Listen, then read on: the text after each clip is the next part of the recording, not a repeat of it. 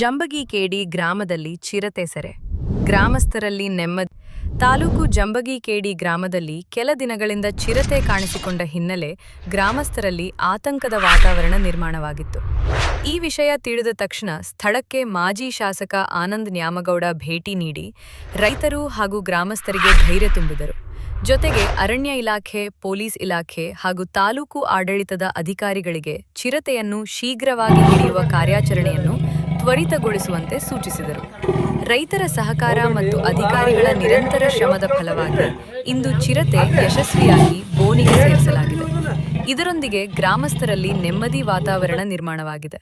ಈ ಕಾರ್ಯಾಚರಣೆಯಲ್ಲಿ ಶ್ರಮಿಸಿದ ಅರಣ್ಯ ಇಲಾಖೆ, ಪೊಲೀಸ್ ಇಲಾಖೆ ಹಾಗೂ ತಾಲೂಕು ಆಡಳಿತದ ಎಲ್ಲ ಅಧಿಕಾರಿಗಳಿಗೆ ಮತ್ತು ಜನಪ್ರಿಯ ನಾಯಕರಾದ ಮಾಜಿ ಶಾಸಕ ಆನಂದ್ ನ್ಯಾಮಗೌಡ ಅವರಿಗೆ ಜಂಬಗಿಕೇಡಿ ಗ್ರಾಮದ ಸಮಸ್ತ ಗ್ರಾಮಸ್ಥರ ಪರವಾಗಿ ಹೃತ್ಪೂರ್ವಕ ಧನ್ಯವಾದಗಳನ್ನು ತಿಳಿಸಲಾಗಿದೆ.